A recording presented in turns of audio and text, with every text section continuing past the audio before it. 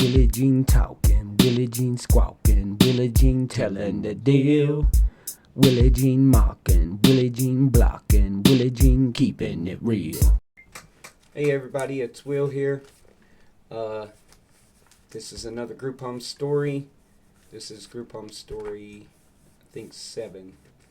And this story is going to be about Elizabethton Christian Shelter. This story is going to have a lot of crazy things that happen. There are other stories, like fight stories, that I get into. Kind of like the Travis story that I told you about me at the roller skating ring. And getting into the fight with Jimmy. There is another story that goes along with that story about going to a high school I went to into a parking lot and fighting 4 or 5 different people at the same time, and just crazy stuff like that. But for now, we're going to go to Elizabethton Christian Shelter. I did run from Free Will Baptist 2 more times in that area. I did run again from Miss Brown's house. I went there a second time right before I ended up going back to Elizabethton Christian Shelter. I ended up finding out that Jessica was hella mad at me, that things were a lot more serious to her than they were to me, and I didn't know that until then. So we were dealing with things like that, and then also my best friend Dustin had picked me up tons of times, and that's when I met Heather, for the first time, and me and her really clicked, and she was my first, long-term relationship in that sense. But for Elizabethton Christian Shelter, I do go back there the second time. This time it's a lot different. I had a really cool house parent named Ty, and it was co-ed this time. So the boys wasn't up on the hill anymore and down on the hill. It was the girls were on the bottom and the top of the hill, and the boys were in the middle, where the cafeteria was and things. And I didn't mind going back there. I knew what to expect in a sense, and I had a lot of fun there, and Ty was super cool, and everything worked out to begin with. I was only sent there until I turned 18. And by this time I was already, maybe 17 and a half, and I only had to spend like 6 months there, and then I was going to turn 18 and get out of group homes and not be in trouble anymore. And for the first time I felt like I was going to get this fresh start of where, I wouldn't have to worry about this anymore. I had been running so long and been in so many fights and been in and out of trouble so much, and been, when judges know you and laugh at you in courtrooms because you make funny comments or you josh with them, and they know you in a sense of, they become your friend in a way. You see them so much that they become people that you look up to or people that you aspire to be like in senses. So, yeah. And I appreciate how they treated me. They always treated me with respect, and they were always good to me. Of course, until the last time, and it wasn't that they were good to me. They were just tough on me, and they needed to be, obviously. So everything was cool and everything was going good for a while. And this is a place where Ty was so cool that he would let me talk to my girlfriend on the phone and stuff like that. And he knew that Heather was cool and I was cool and stuff like that, and we thought he was real cool and stuff. So he, at one point, would hang up the phone because I'd be on the phone too long, and that's the most trouble I ever gave him. I did pierce my tongue there with a crocheting needle, and it swelled up for 3 days. I couldn't talk, and now my tongue's pierced forever. Not that I wear my tongue ring, but I always have the choice to if I chose to, Uh, but I did get mad this one time. He hung a phone up on me, and I took a rock and broke his big mirror over top of the thing, and of course exploded in anger like an idiot. I did that so many times I can't count. So, and then regretted the stuff right after I do it. Just responding and acting and, thinking last and trying to tell myself to, react needs to come, after you think about the consequences and the actions and what it's going to cause, what it's going to solve, how it's going to fix anything. So, 17, about to turn 18, I don't know, you could have told me anything because I knew it all then.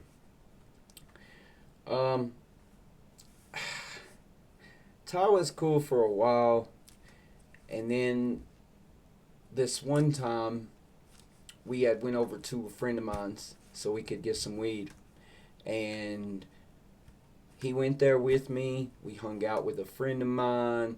They partied, had a good time, drank a few beers. The place we were at, everybody was cool. He was cool. It was fine. We just slid out, like we were going on a little run, and did our thing and came back to the group home. And I did bring a little bit back with me, not a lot, like maybe a half a gram or something. And it wasn't the issue of the bud or the drugs or anything like that. The issue is that, so Heather's birthday's on the 2nd, and my birthday's on the 22nd of September. And so she wanted to come up there and hang out with me on her birthday, and he was cool with that, even though she wasn't supposed to be up there. And another house parent kind of saw her come in for a second, and he wanted to videotape us doing things. And so, of course, I wasn't cool. I mean, I don't know how I felt about it at the time, but I didn't feel comfortable with it. And, of course, she didn't either. So I just kind of pushed the bed in front of the door and did whatever I was going to do anyways. And then when I got done, Heather left and things like that. And I could tell he was upset about it. And he felt like, I guess I had, like, overstepped or kind of used him to get what I wanted or something.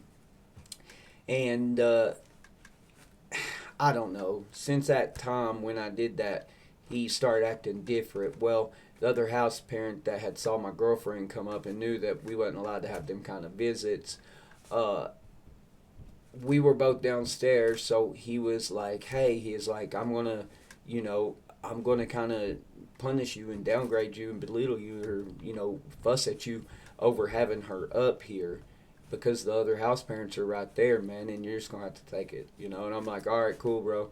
And he starts saying stuff to me, and in the middle of all that, I don't remember exactly what I said back, but I had cursed and said, fuck you, or something like that, and walked off. And when he came back into the house, he kind of acted cool and stuff. And like I said, it wasn't that he wasn't acting cool after I did that bad stuff. It's that I could tell he was acting different. And then he did this house parent stuff that kind of made it look like I was being aggressive towards him. So other house parents would have probably looked at that and seen and saw and maybe thought that he wasn't cool with me at all, or something. But I ended up getting into it, and this guy overhears what I had said, and it was his wife, and his daughter was like nearby. And of course, I'm a 17-year-old punk, and I didn't even notice that anybody was by, like standing by, listening. And this guy comes into the gymnasium, and he puts his hands on me, and he throws me all the way against the wall. A grown man is doing this, a house parent to be exact. And I just remember being so mad, I pick up a 2x4 and go after him to hit him with the 2x4. And, of course, not thinking, I should just let it go. It wasn't nothing. He had a right to be mad, but see, I didn't see that. I thought he was trying to, and I had been so used to getting angry and just fighting because it's what it is. So, of course, some of the other boys held me back. and grabbed the wood and stuff, and then, I kicked the water fountain. There was a water fountain in the gymnasium, and I kicked it so hard that the water thing come shooting out of it, and of course I storm off and get upset, and they call the police on me. So the police get there, and then Ty snitches me out to the police about me having the little half gram of weed in my room. So the cops go in my room, they find a half gram of weed, a little like half a joint, and then they, of course, charge me again right then. 20 days from my 18th birthday. This all happened in the same day. So she come up there, and by the time she was gone, the police were already there ready to pick me up to take me to Johnson City Detention Center again so I could go back to court again 20 days before I turned 18. And I thought when I turned 18 that it would give me a fresh start. I'd be out of trouble for the first time in a long time, and it didn't work out that way. So I ended up actually, let's see. So the cops come, they arrest me. Maybe they don't arrest me. I can't remember. Yeah, they do. That's right. So they do come there, and I've got some stupid stuff on me, like a pocket knife and things like that. So they get that stuff from me like I was going to do something to somebody, which I wasn't. But I guess they thought because I was acting erratic, that, I possibly was going to do something bad to somebody or something. So I go in front of Judge Wright again, and this time he's not so nice. He's aggravated and upset, and you got to remember, I didn't tell you the stories about all the time I was gone on the run. How many times they really caught me and sent me back to group homes, and I ran again. I mean, this is going to be the end of the group home journeys, right after Mountain View, because after I got out of Mountain View, I was already an adult, so I couldn't go to any other group homes. But I went to quite a few different ones in between for very short amounts of time. Sometimes I'd go to a group home and only be there a week. With Free Will a couple other times, that's how long I was there, a day, a week.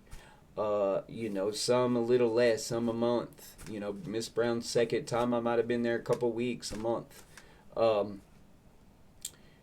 But when Judge Wright had told me instead of going home on my 18th birthday, he was going to give me a determinate sentence to Mountain View until I was 19, that really shocked me, and it messed things up, and then it kind of messed things up for me and Heather too, because she was going to have to wait another year until I got out of trouble and got out of group homes and things like that. And she had been pretty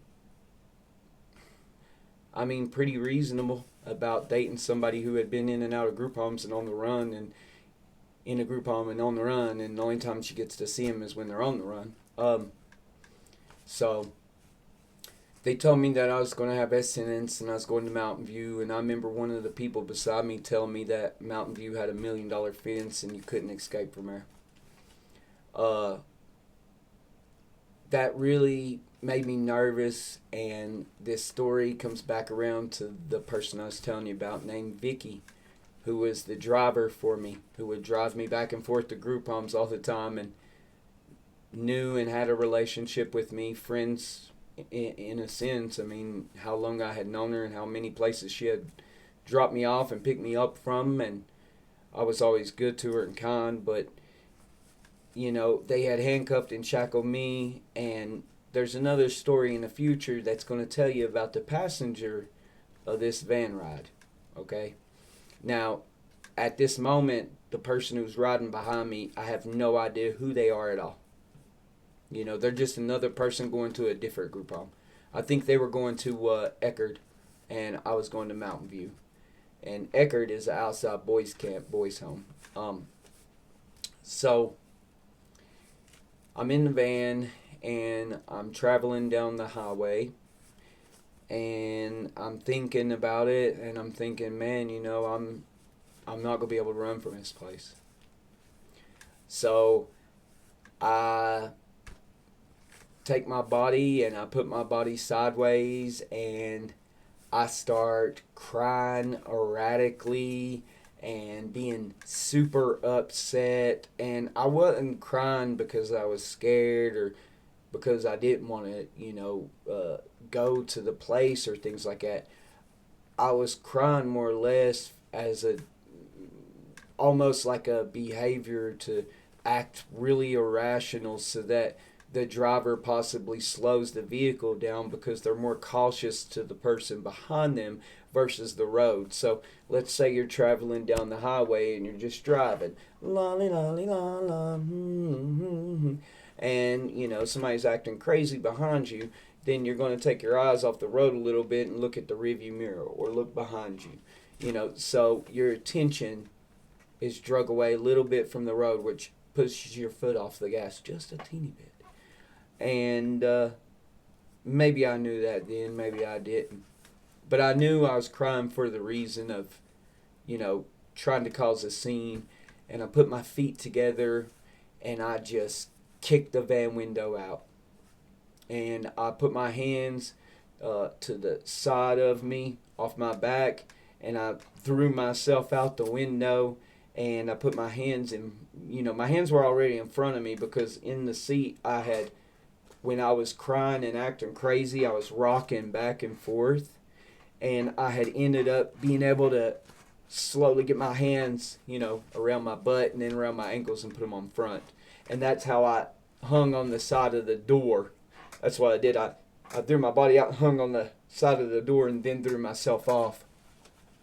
And I just got down on all four and started running, or kind of running, dog walking, as far as I could get up the hill. I saw that Vicky had stopped up the road, and I knew there was another dude in the vehicle, and he was behind where I was sitting in the van. So I was hoping that no glass hurt him or anything, because I saw glass come back into the window too when I kicked it out. And but I wasn't thinking about stuff like that. I just kicked it out and ran. And I had a red and white striped polo shirt on and a pair of pants, and of course the worst shirt, Where's Waldo shirt. Yeah, that's what it was. And I ended up running and coming up to a barbed wire fence, jumping. I had to jump over the barbed wire fence, with both my feet at the same time. And then I ended up making it down into this big rolled up hay bale. And back home there's a lot of woods, so you can just hop, skip, and jump into woods and stuff. And I get all the way around to up underneath this bridge, and I'm gone 2-3 hours by then. And I started walking down through this road, and I just put the chain on my shackles, okay, up into the socks on my feet, all right? And the handcuffs, I had found this little building that had a saw and a little pick top of deal thingy. And I just kept messing with them and kept messing with them. And I was trying to saw this little piece and saw this little piece. And this one little, I don't know what I did, but I must have hit the pin down in there or something, And it usually kicks up so it lets the lever out. I know how they work in my brain. But at that time I didn't. So whatever I had made that loose enough just to come out one link. That's all it needed. And I was able to slide my hand out of that cuff and then take that cuff and slide it up my sleeve and put the cuff in my one sleeve. So I didn't have cuffs on anymore, but I still had shackles on. And the shackle chain was probably, let's see if I can get in here. It was probably about that long. So I had it my pants were long on the bottom, so they were kind of hanging over the edge a little bit, but you could still see that I was walking real slow, kind of strutting real slow. And of course my legs wasn't moving but a foot at a time, so Uh, I remember looking. I waited for a while in another area, and I looked across the street, and I thought to myself, well, I'm gonna call this person and this person, and as soon as I get to that phone, I'll just tell them where I'm at. I'll tell Heather and them where I'm at, and then they can come to that area, and I'll just hop in their whip, when they get there. Uh, so I went out to go get towards a payphone, and we used to have payphones back then on the sides of the street and stuff, and you can make collect calls from them if you needed to. Uh, I came out from underneath the bridge, and I look left and I look right, and there's nobody. It's like a Wildly Coyote story or something where he looks and looks left and looks right, and then he stands out in the middle of a street, and then somebody runs him over. It was the same exact thing. I had came out and I stepped in one step out of where I was from, and I'm telling you, I looked up and down that street, there was nobody. Right after I started taking a walk, bam, there comes a Jeep, a police Jeep, straight down. They see me, I can't run that quick with shackles on, and they capture me, and then they take me back to court, charge me $1,000 for a van window. Are hella upset with me then because I really caused them an inconvenience and broke a van window and ran from them in handcuffs and shackles, and they were already fed up with me. So then they had a cop put me in a cop vehicle and take me, one with cages on the windows, of course, this time. And I upset Vicky, and I'm sorry about that. I never got to apologize or say anything, but I never meant to mess up anybody else's things or anything. I just wasn't thinking about other people. I was thinking about myself, and who am I kidding? I wasn't thinking. That's what causes these actions. My next story will be about Mountain View and the long 9 months of hell there. And, like I said, these stories are to tell people about things that I've went through and gone through, and to give you a little bit of an inside scoop on how sometimes these places behave too.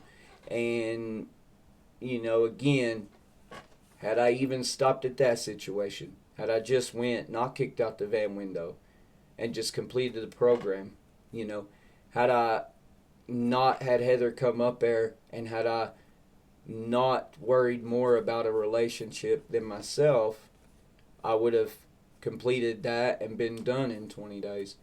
But I wanted to be with that person so bad that nothing else mattered. It just mattered the little bit of time I could have. See, if somebody would have been honest with me and I would have listened, which is the key objective, if I would have listened, then I could have learned that it would have been better had you been patient and completed the things. See, because imagine if I'd have completed, say, Miss Brown's. If I'd have completed there, then I'd have been home to begin with. Now, yeah, I'd have probably got sent back off. But if I'd have just kept completing them, they would have lasted less long, I guess. I probably would have gotten another fight and went to another group home no matter what, because at this point, this was based on fights and truancy and things like that. My juvenile history is not based on trouble in that sense. That's not saying I didn't get in trouble, but if I was to look up my crimes as a juvenile, they're minuscule and minor, very minor things. Now, as an adult, I did make a stupid mistake that was more serious. And, people that knew me and found out that I had did this, it was crazy. It was something stupid I did. But, yeah, so later in life, I do end up meeting the person that was in the back of the van. And I will tell you that story, too. So, today, that's it. And I've been trying to keep these a little bit shorter so people can watch them and get through them quite easily. And y'all guys like and subscribe. Even if you don't like it, subscribe and just keep me on the side of your subscription list. And have a good day, and hope to see you tomorrow. I'll do the Mountain View story then. Have fun, guys. WillieGene talking, WillieGene squawking, WillieGene telling the deal. WillieGene mocking, WillieGene blocking, WillieGene keeping it real.